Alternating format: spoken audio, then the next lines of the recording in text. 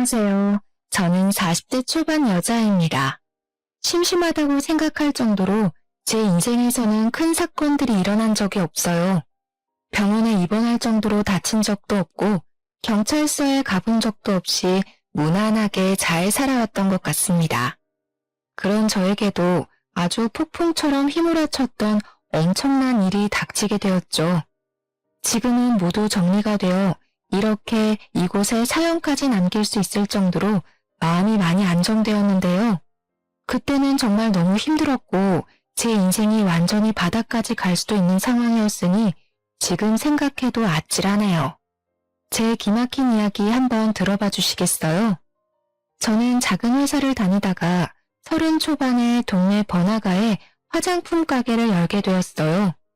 정말 감사하게도 가게가 잘 되어서 지금까지도 같은 자리에서 계속 가게를 하고 있답니다. 10년이 넘은 시간 동안 한 자리에 있으니 친한 단골분들도 정말 많고 근처 상가에서 일하시는 분들과도 두루두루 친하죠. 작게 하는 거지만 이것도 사업이라고 신경 쓸 것도 많고 해야 할 것도 참 많답니다. 그래서 저는 항상 밤늦게까지 문을 열어두고 일을 하곤 했어요. 직장에 다니는 친구들과는 시간도 잘 안 맞아서 점점 만나는 횟수도 줄어들고 주변 상가의 친한 지인들과 수다 떠는 낙으로 하루를 보내곤 했죠. 그래서 연애도 거의 해보지 못한 채 벌써 나이가 40이 넘었더라고요. 부모님도 계속 결혼을 얘기하시고 친구들의 아이들이 벌써 초등학교에 들어가는 걸 보면서 왠지 초조해지기도 했답니다. 하루는 같은 상가에서 남성복 가게를 하는 친한 지인이 은근슬쩍 말을 꺼내더라고요. 언니는 연애할 생각 없어? 우리 가게에 종종 오는 단골이 있는데 사람이 괜찮아 보이더라. 내가 물어보니까 언니보다 3살 어린데 싱글이래. 나이가 40인데 아직도 혼자면 어디 문제 있는 거 아니야? 그럼 언니는 뭐 문제 있어? 요즘은 다 늦게 하잖아. 그냥 편하게 한번 만나봐. 그렇게 소개팅을 하게 됐는데 나이에 비해서 젊고 옷도 깔끔하게 입은 모습에 호감이 느껴졌죠. 그동안 연애를 많이 해봤는지 농담도 하고 편하게 분위기를 이끌어주더라고요. 중소기업에 다닌다고 하는데 6시면 칼퇴근을 한다면서 일이 끝나면 간식거리를 사서 가게로 찾아오기도 하고요.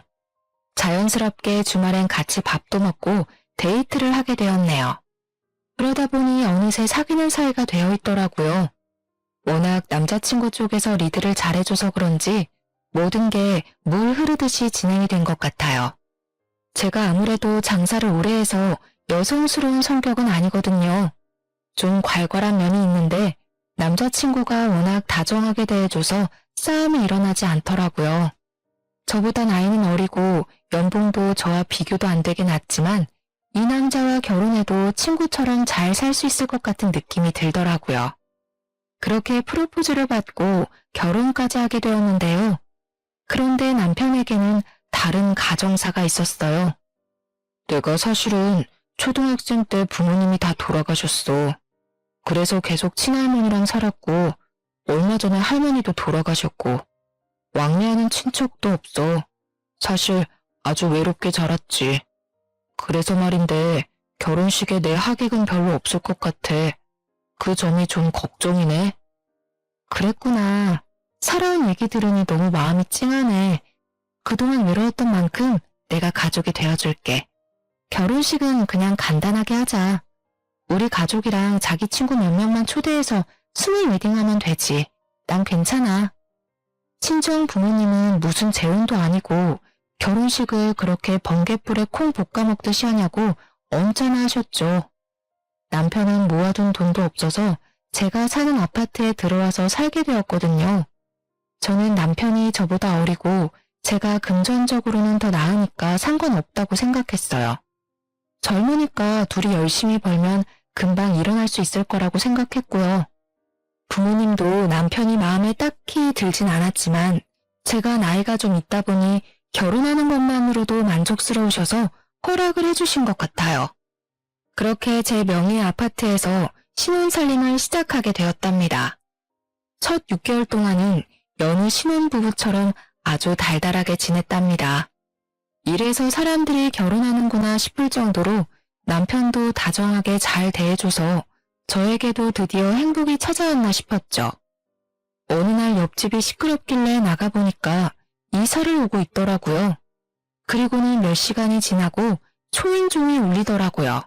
문을 열어보니 젊은 여자가 4~5살 정도 돼 보이는 남자아이와 함께 서 있더라고요. 사람 좋게 웃으면서 저에게 떡 접시를 내밀었죠. 오늘 옆집에 이사 왔어요. 앞으로 잘 부탁드린다고 떡을 좀 가져왔어요. 상훈아, 인사해야지. 반가워요. 아주 귀엽게 생겼네. 몇 살이야? 4살이에요. 혹시나 아이가 시끄럽게 해도 이해 조금만 부탁드려요. 저희는 괜찮아요. 우린 저녁 늦게나 들어와서 듣지도 못할 텐데요. 남편분이랑 둘이 사시는 거예요? 부럽네요. 전 애기랑 둘만 살거든요. 제가 당황해서 대답을 고민하던 사이 갑자기 애가 우리 집으로 쏙 들어가 버리는 거예요. 애를 잡으려고 옆집 여자도 저희 집으로 들어왔습니다. 그래서 얼떨결에 같이 차 한잔 마시면서 이야기를 더 나누게 되었죠.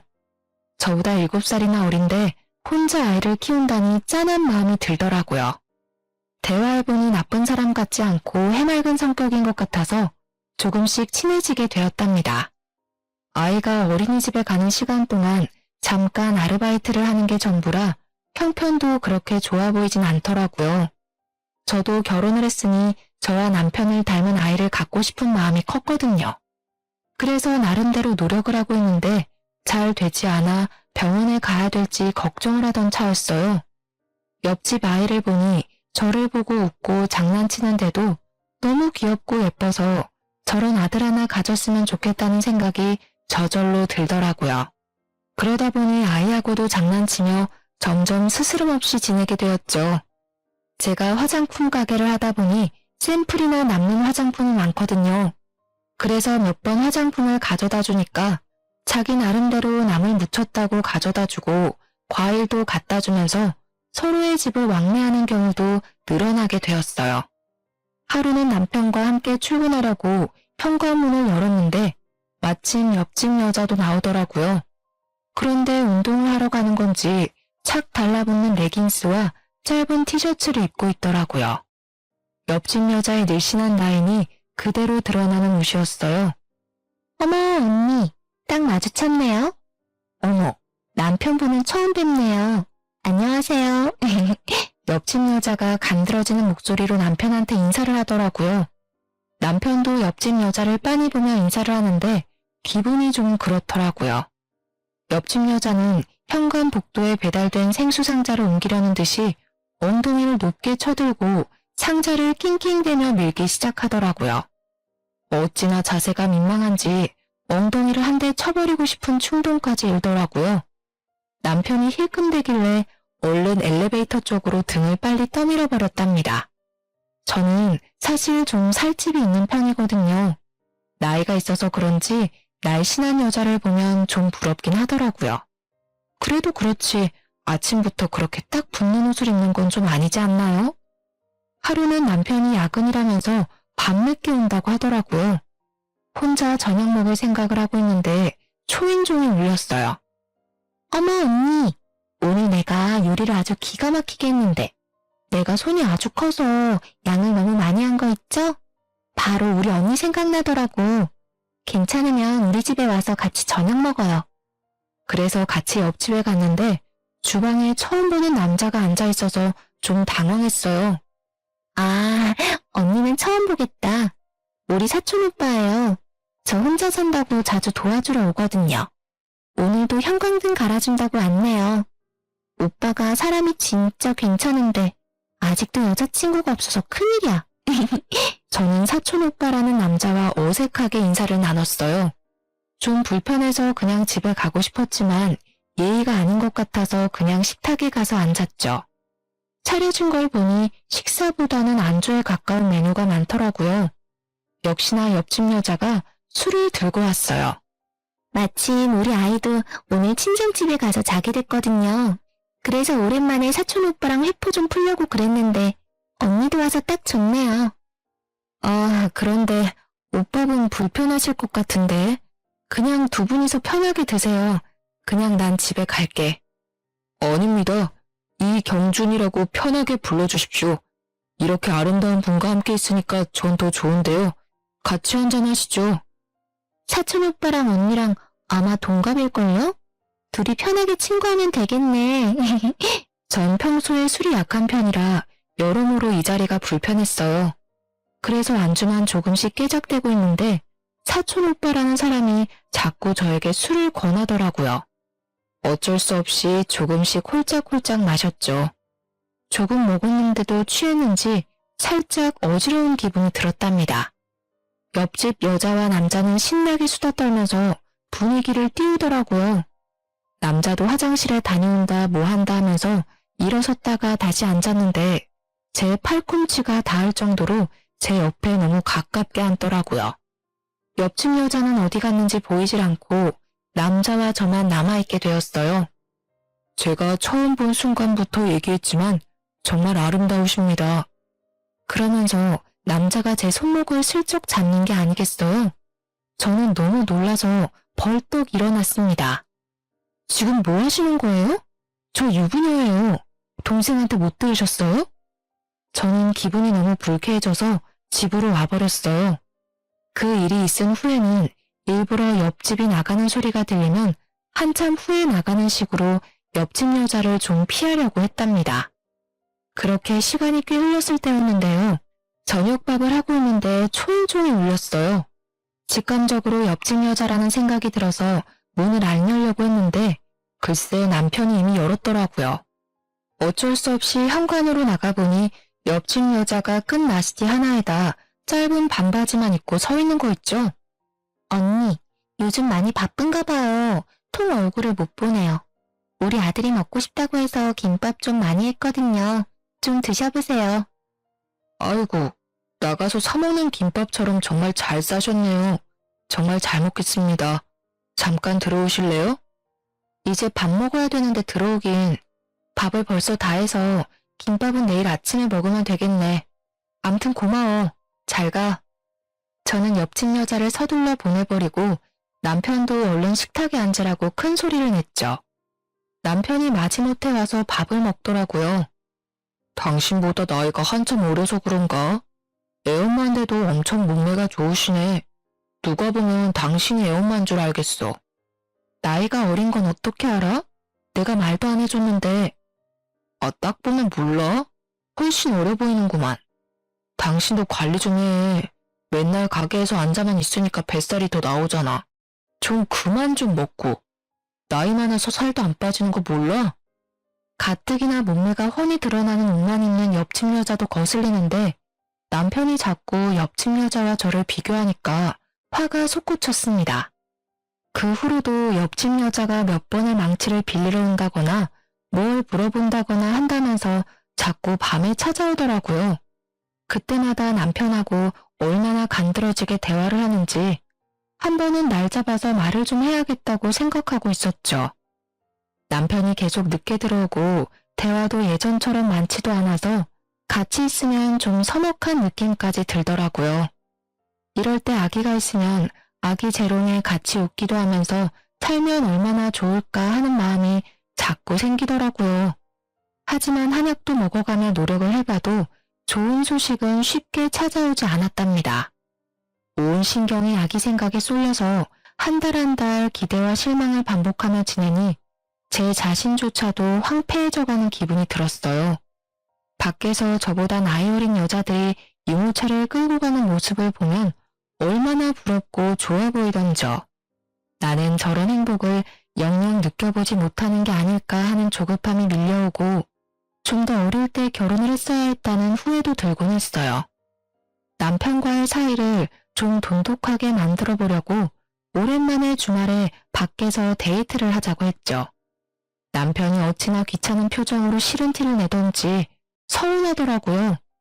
어르고 달래서 현관문을 나서는데 옆집에서도 인기척이 나는 게 아니겠어요? 옆집 여자가 착 붙은 원피스를 입고 아들 손을 잡고 나오더라고요. 어머 언니, 오늘 너무 예쁘시네요. 어디 좋은 데 가세요? 주말이니까 남편이랑 데이트 좀 하려고.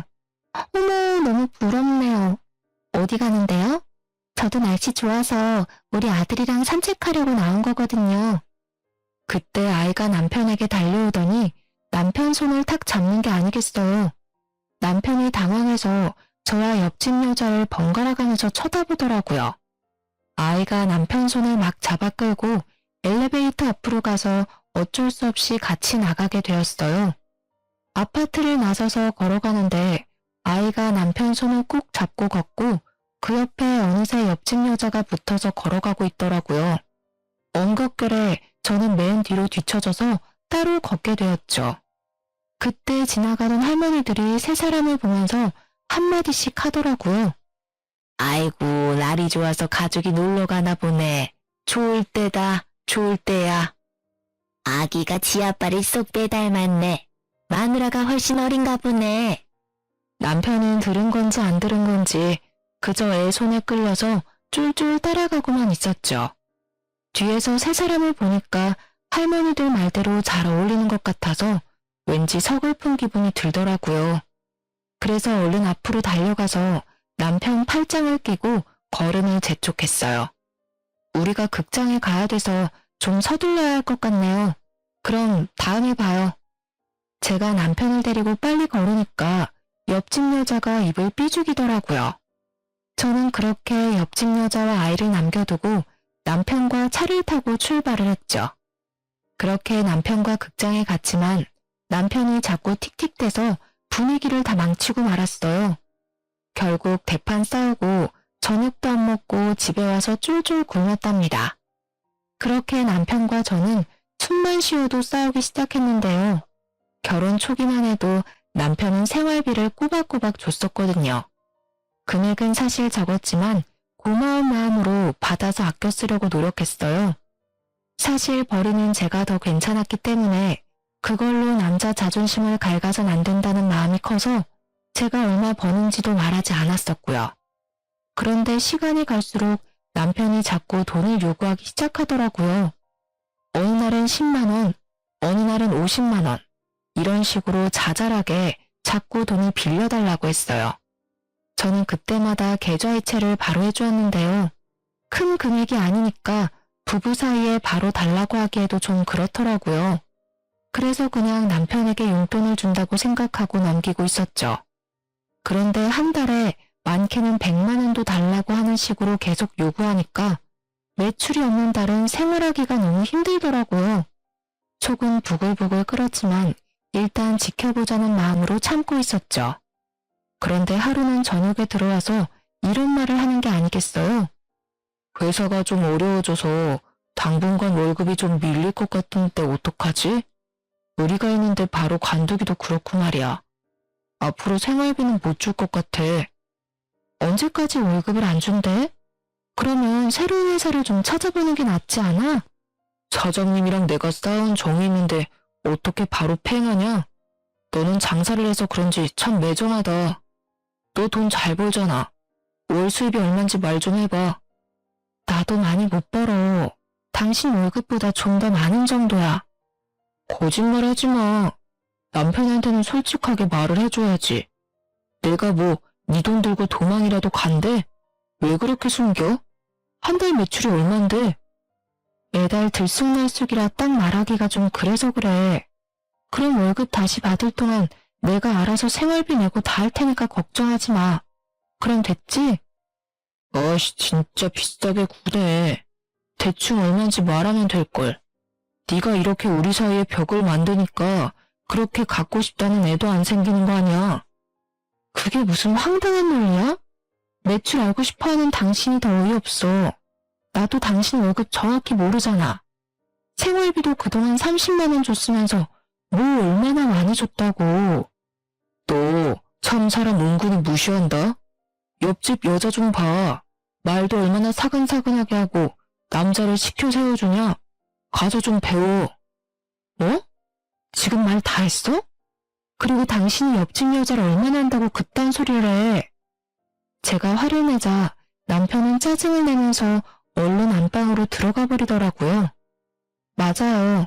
생활비 30만 원 받으면서 저녁마다 고기 반찬해서 차려주고 청소며 빨래며 살림도 다 한 게 바로 접니다. 저는 그래도 혼자 일하니까 남편은 회사에서 얼마나 사람들에게 시달릴까 싶어 제가 다 도맡아 했어요. 저보다 나이도 어리지만 그래도 남편이니까 청소기 한 번을 돌린 적이 없어도 대우해주려고 노력했네요. 그랬더니 점점 도가 지나치더라고요. 집에 오면 고개를 핸드폰에 쳐박고 저를 한번 쳐다보지도 않는 날이 늘어났답니다. 제가 대화를 해보려고 하면 귀찮아하면서 오만상을 찡그리고요. 당연히 아기를 준비하는 과정도 성의가 없었죠. 약속을 미루기 일쑤고 술 먹고 밤 늦게 들어오기도 하고요. 그런 남편의 모습을 보며 저도 점점 마음을 닫게 되더라고요. 늦게 결혼한 만큼 알콩달콩하며 행복하게 살고 싶었는데 이건 집에 청소년 남자를 키우는 기분이 들기까지 했어요. 제가 원하던 결혼의 모습과는 너무 달라서 이럴 바엔 차라리 예전처럼 혼자 자유롭게 살고 싶다는 마음이 들었죠. 그러던 어느 날 남편의 숨겨진 모습을 보게 된 날이 있었어요. 어김없이 술 냄새를 풍기며 밤 늦게 들어와서는 방으로 들어가려는 제 팔목을 거칠게 잡더라고요. 나 차 좀 바꿔줘. 사고가 나서 차가 없어. 뭔 소리야? 말을 똑바로 해. 차가 없다니. 사고는 언제 났는데 이렇게 멀쩡해? 아무튼 사고 나서 차 폐차시켜버렸으니까 당장 차 좀 한 대 뽑아줘. 당신 능력 있잖아. 응? 나밤에 뭔 호두깨 같은 소리를 하고 있어. 오늘 아침만 해도 멀쩡했던 차를 폐차시킨 게 말이 돼? 그럼 당신도 병원에 있어야지. 폐차시켰단 증거 있어? 증거 보여줘봐. 아이씨, 무슨 증거야. 누가 꼰대 아니랄까봐 진짜. 야, 하늘 같은 남편이 차 뽑아달라면 알았다고 하면 될 것이지. 뭔 말이 그렇게 많아? 안 되면 할부로라도 사줘. 당장 타고 다녀야 될 거 아니야. 내가 내일 계약할 테니까 당신이 명의만 좀 빌려줘. 말도 안 되는 소리 그만해. 차 사기만 해봐. 당장 급하면 내 차 타고 다녀. 그럼 되잖아. 어이씨, 진짜 더럽게 말 안 통하네. 남편은 갑자기 소리를 지르면서 집안의 물건들을 다 내던지기 시작했어요. 텔레비전부터 시작해서 청소기, 그릇들까지 닥치는 대로 깨부수는데 너무 놀라고 무서웠답니다. 남편이 이렇게 폭력적인 모습이 있는지 전혀 몰랐었는데 눈까지 희번뜩해서 난장판을 치는 걸 보니 내가 생각했던 사람이 아니었다는 생각이 퍼뜩 들더라고요. 저는 울면서 그만하라고 소리를 질렀어요. 남편은 씩씩대며 집안을 휘젓고 다니다가 문을 박차고 나가버리더라고요. 그렇게 남편은 3일 동안 집에 들어오지 않았어요. 저는 혼자서 남편이 부순 물건들을 다 치워야 했죠. 지금도 그때 혼자 울면서 집을 정리했던 기억을 떠올리니 당시에 비참했던 기분이 떠올라 눈물이 날 것 같네요. 저 역시 남편에게 연락도 하지 않았는데 저녁에 집에 가보니 아무 일도 없었다는 듯이 텔레비전을 보고 있더라고요. 그러고는 자연스럽게 저한테 말을 걸고 그 일이 있었던 이전처럼 행동하는 게 아니겠어요? 지금 생각해보면 그때 남편이 하는 대로 넘어갔으면 안 되었는데 바보 같던 저는 사과 한마디 못 받고 그렇게 구렁이 담 넘어가듯이 넘어가는 남편을 받아줬네요. 저도 장사를 하니까 말하는 걸로는 지지 않는 편인데 남편은 진짜 못 이기겠더라고요. 상황에 맞춰서 얼마나 말을 잘하고 잘 남기는지 어느새 남편한테 끌려가는 상황이 되곤 했답니다. 그렇게 다시 평범한 일상을 지내고 있었는데 가게로 옆집 여자의 사촌 오빠가 찾아온 게 아니겠어요. 어떤 남자 손님이 자꾸 저를 흘깃거리길래 말을 건네려고 가까이 가보니 그 남자더라고요. 제가 놀라서 쳐다보니까 남자가 씩 웃는데 기분이 좀 그렇더라고요. 그동안 잘 지내셨어요? 제가 찾아와서 놀라셨죠? 아, 네. 좀 당황스럽네요. 화장품 사러 오신 거예요? 여기가 제가 하는 가게인 거 알고 오신 거예요? 네. 이 근처에 뭐 사러 왔다가 여기서 화장품 가게 하신다고 사촌 동생이 말했던 게 기억이 나서요. 혹시나 들어와 봤는데 딱 여기 계셔서 저도 놀랐습니다. 점심 안 드셨으면 같이 드실래요? 저 혼자 먹으려던 참이거든요. 아, 먹을 시간이긴 한데 전 보통 배달시켜서 간단하게 먹어요. 그러지 마시고 나가시죠. 제가 아주 맛있는 거 사드릴게요. 오늘 날씨가 아주 좋아요. 바람도 쐬고 좋잖아요. 자자, 얼른요. 저도 좀 마음이 답답했었는데 산책하면 좋겠다 싶어 그냥 따라 나섰어요. 근처에 맛있는 식당을 안다면서 저를 이끌더라고요. 그래서 20분 정도를 천천히 걸어가며 얘기를 나눴죠. 주로 남자가 질문하고 저는 짧게 대답만 하는 식이었답니다. 저번에 일이 좀 걸리긴 했지만 옆집 여자에 대해 좀 알고 싶기도 해서 남자를 따라 나선 것도 있었고요. 은근슬쩍 옆집 여자에 대해서 물어봤는데요. 옆집 여자에 대해 얘기해 준 거라곤 혼인신고한 적 없이 아이 아빠와 살다 헤어져서 아이를 키우며 혼자 산다는 이야기였어요. 대부분 이미 알고 있던 거라서 딱히 놀랍지도 않았고 중요한 얘기는 해주질 않아서 좀 김이 빠졌죠. 그날 저녁에 집에 들어갔는데 남편이 옆집 아이와 함께 놀고 있는 게 아니겠어요? 둘이 아이가 가져온 로봇을 가지고 신나게 장난을 치고 있었는데 남편이 그렇게 아이와 잘 놀아주는지 처음 알았네요. 당신 어떻게 된 거야? 이렇게 늦은 저녁에 왜 옆집 애가 여기 있어? 갑자기 급한 일이 생겼다고 잠깐만 맡아달라고 부탁을 하더라고. 그래서 몇 시간만 봐주기로 했어. 이웃지간에 그 정도는 도울 수 있잖아. 그래 뭐. 근데 당신이 이렇게 애랑 잘 놀아주는지 몰랐네? 뭘 잘 봐. 그냥 같이 좀 놀아만 주는 거지. 아 시끄러워. 얼른 저녁이나 해. 애도 밥은 먹여서 보내야 할 거 아니야. 옆집 여자가 밉상이어도 애가 무슨 잘못이 있겠나 싶어 아이가 잘 먹을 만한 반찬으로 저녁을 준비하기 시작했어요. 어느새 남편과 아이는 안방에 들어가서 뭘 하는지 깔깔 웃는 소리가 거실까지 들리더라고요. 저는 밥 먹으라는 소리를 하려고 안방문을 살짝 열었는데 아이가 남편에게 아빠라고 말하는 걸 똑똑히 듣고 말았습니다. 한 번이면 모르겠는데 두 번이나 들어서 너무 놀라 문을 활짝 열었죠. 지금 얘가 아빠라고 하지 않았어? 분명히 들었는데? 뭔 소리야, 그런 적 없는데. 잘못 들었겠지. 내가 두 번이나 분명히 들었어. 아빠 이거 해줘. 이랬잖아. 당신은 못 들었어? 그랬나? 들은 것 같기도 하고. 아, 얘가 말한 걸 뭘 그렇게 신경을 써. 배고파. 저녁 다 됐어? 남편은 또 어물쩍 넘어가더라고요. 남편과 아이가 밥 먹는 모습을 보는데 기분이 굉장히 꺼림칙해서 목으로 밥이 잘 안 넘어갈 정도였답니다. 밤 10시가 되도록 옆집 여자는 오지 않았고 아이는 남편의 무릎을 베고 아주 편하게 잠이 들어 있더라고요. 가뜩이나 아기를 갖고 싶은 마음이 큰데 남편이 다른 집 애를 저렇게 자기 자식 마냥 재우고 있는 걸 보니 여러 가지 감정이 스쳐가더라고요. 그때 마침 옆집 여자가 아이를 데리러 왔답니다. 어머 언니, 너무 미안해요. 언니한테도 말을 했어야 하는데 아까 너무 급한 일이 있어서 남편분께 아이를 좀 맡겼네요.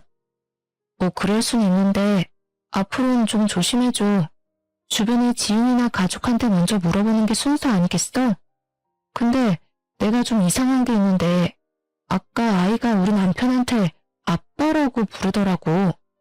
아, 그래요? 아, 사실은 우리 아들이 아빠를 본 지가 오래돼서 그런지 어른 남자만 보면 아빠라고 부르곤 하더라고요. 심지어 우리 사촌 오빠한테도 아빠라고 한다니까요. 어머, 언니 놀라셨겠다. 옆집 여자는 호들갑을 떨면서 아이를 데리고 가버렸어요. 남편은 저한테 인정도 없다느니 하면서 궁시렁대더라고요. 얼마 지나지 않아 남편은 회사에 일이 없다면서 아예 나가지도 않았는데요. 매일 집에서 핸드폰이나 보고 게임만 하는 날이 늘어만 갔죠. 그 와중에 보이스피싱을 당했다면서 1,000만 원을 빌려달라고 하질 않나 용돈을 달라고까지 해서 저는 혼자 살 때보다 훨씬 많은 지출을 감당해야 했어요. 돈을 안 주면 저한테 욕을 하거나 화를 내는 날도 많아져서 저는 지칠 대로 지친 상태였죠. 그렇다고 대출을 받을 순 없으니 저는 더욱 아껴서 생활해야만 했어요. 심지어 가게에서 배달시켜 먹는 밥값도 아까워서 집에서 도시락까지 싸서 다니기까지 했죠.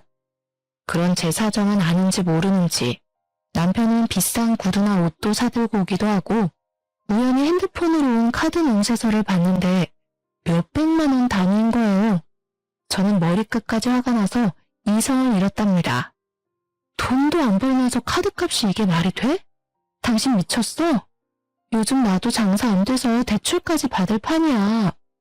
대출도 다 재산이야. 받을 수 있으면 좀 받아와. 이왕이면 이 집 담보로 좀 넉넉하게 받는 게 어때? 뭐? 무슨 말도 안 되는 소리야. 당신 돈이 어디서 나서 이렇게 카드를 팍팍 긁어? 요즘 또 뭐고? 난 티쪼가리 하나도 못 사있는데 이거 엄청 비싼 거 아니야? 잔소리 좀 그만해. 맨날 바가지를 긁어대니까 난 네 얼굴만 봐도 지긋지긋해. 이래서 남자가 길을 펴겠어? 그렇게 남편은 또 집을 나가버렸고 이제는 대놓고 외박을 하더라고요. 저도 남편에게 조금의 미련도 남아있지 않아서 들어오던 말던 신경도 쓰지 않았죠. 그러던 어느 날 남편이 제 얼굴에 사진 몇 장을 휙 던지는 게 아니겠어요. 어이가 없어서 사진들을 살펴봤는데 사진 속에는 저와 옆집 여자의 사촌오빠가 나란히 걷고 있는 모습이 담겨 있었어요. 저는 황당한 얼굴로 남편을 바라봤죠. 너 바람났냐? 어떤 놈이야? 어떤 놈이길래 대낮부터 이딴 데를 드나들어? 도대체 무슨 소리야? 그냥 걷는 사진인데 무슨 말도 안 되는 소린데. 그리고 이 남자, 옆집 여자 사촌오빠야. 야, 사진 똑바로 봐. 뒤에 찍혀있는 장소를 보라고. 이렇게 증거가 있는데 발뺌이야? 너 당장 이혼이야. 참나 어이가 없어서 간판 코딱지만하게 보이는 걸 갖고 우기는 거야? 이딴 걸 지금 증거라고 들이미는 거야? 다른 남자랑 같이 있는 사진이 찍혔는데 뭔 말이 많아. 네가 바람핀 거고 네가 유책 배우자야. 네가 날 배신했고 난 절대 안 봐줄 거니까 변호사나 준비해. 이거 말고도 다른 증거 차고 넘쳐. 이 남자 옆집 여자 사촌 오빠라니까. 내가 옆집 여자 불러올게. 물어보면 되잖아. 저는 옆집 여자에게 연락해서 집으로 좀 와달라고 했죠. 바로 초인종이 울리고 옆집 여자가 술술 웃으면서 집 안으로 들어오더라고요. 옆집 여자가 바닥에 떨어진 사진 한 장을 집어들고 한참 바라봤어요. 어머 언니, 이 사진은 뭐예요? 우리 사촌 오빠랑 바람난 거예요? 어머 웬일이야. 거봐, 이분도 나랑 같은 말을 하시네. 감히 나 몰래 다른 놈을 만나? 내가 무조건 소송 걸 거야. 어쩐지 우리 사촌 오빠가 요즘 만나는 여자가 있다고 하더니 그게 언니였는지는 상상도 못했네요. 아, 그러셔? 그럼 어디 다른 증거도 좀 보여줘봐. 이까짓 거로 소송한다니 머리가 떨어져도 한참 떨어지는 거 아니야? 그럼 이건 어때? 이 정도는 돼야지. 저는 남편 핸드폰으로 동영상 하나를 전송했어요. 동영상을 보기 시작한 남편의 얼굴이 사색이 되어 가더군요. 동영상 안에는 남편과 옆집 여자 그리고 사촌 오빠가 커피숍에서 대화를 나누는 장면이 찍혀져 있었거든요. 아, 진짜 돈 뜯어내기 더럽게 어렵다니까. 이번에 1,000만 원도 간신히 뜯었어.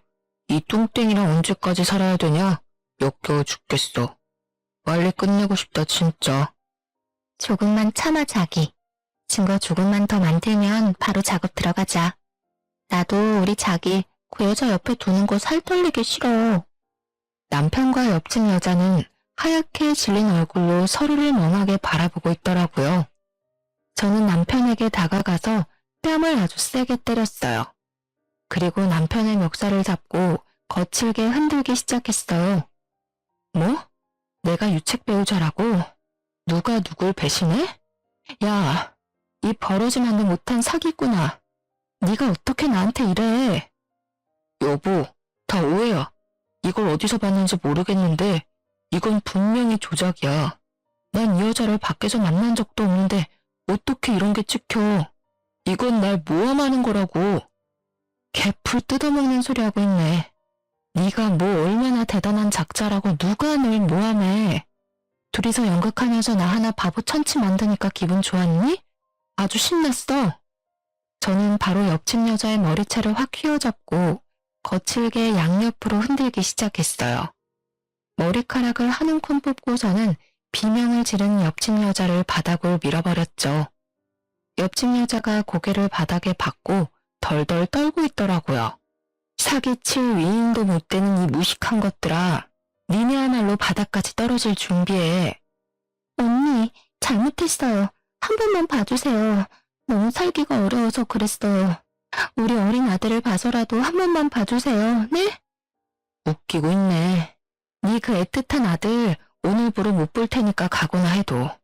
남의 눈에서 눈물 나게 하면 네 눈에선 피눈물 나는 법이라는 걸 확실히 알게 해줄게.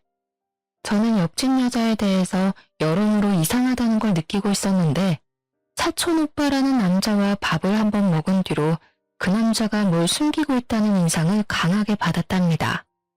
마침 같은 건물에 흥신소가 있었는데 오며 가며 인사를 했던 기억이 있어서 한번 속는 셈 치고 찾아가 보게 되었어요.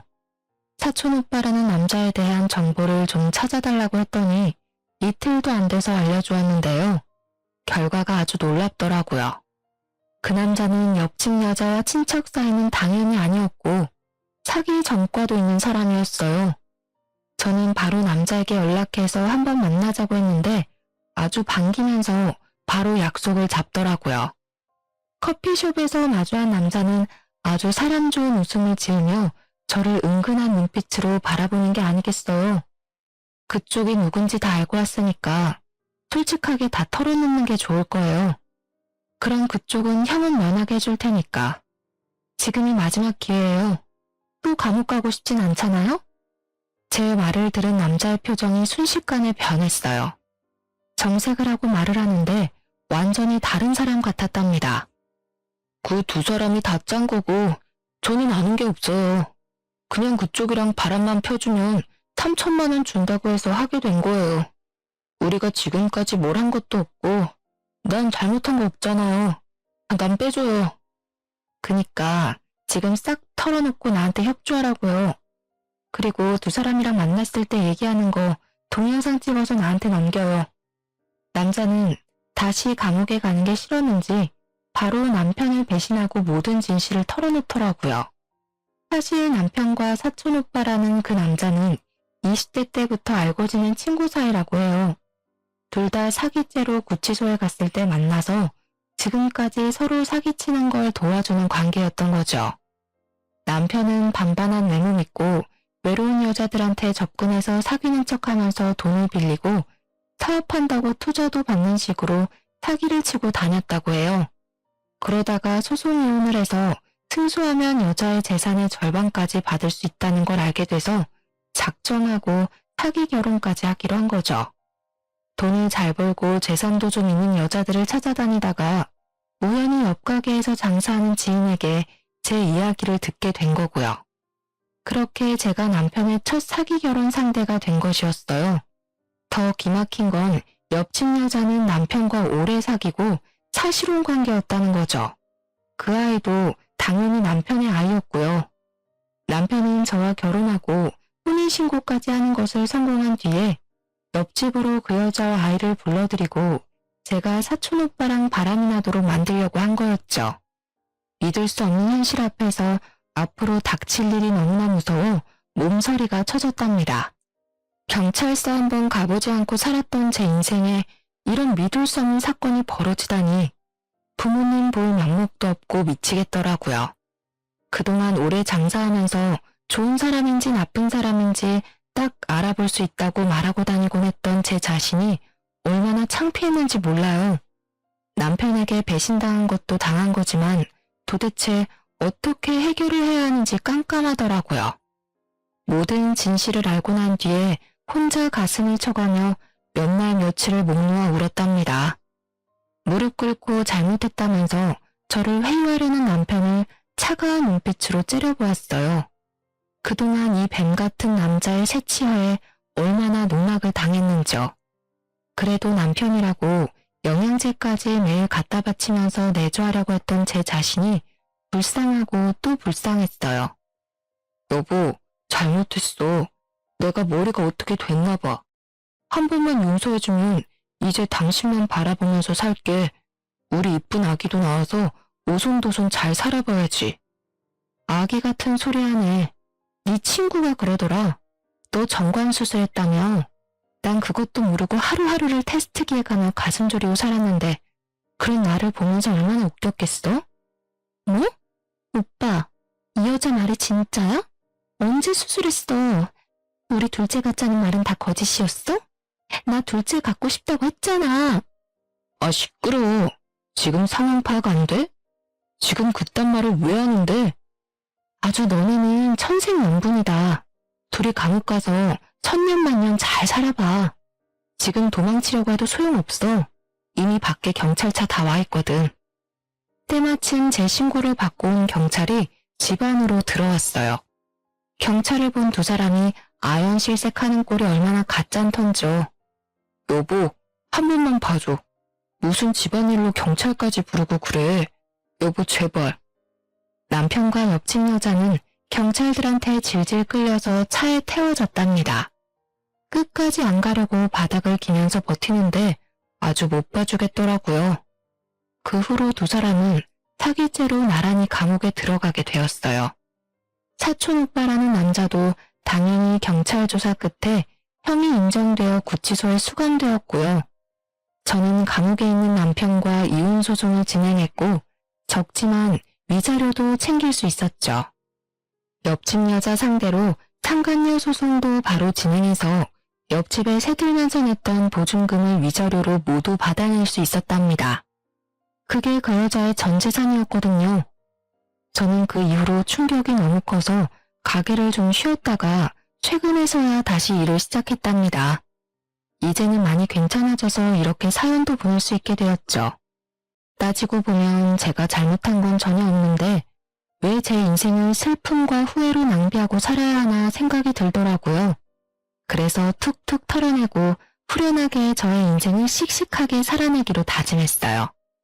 딱히 나쁜 일을 저지르지 않고 평범하게 살았었는데 사기꾼과 결혼을 했었다니 얼마나 기막힌 노릇인지 몰라요.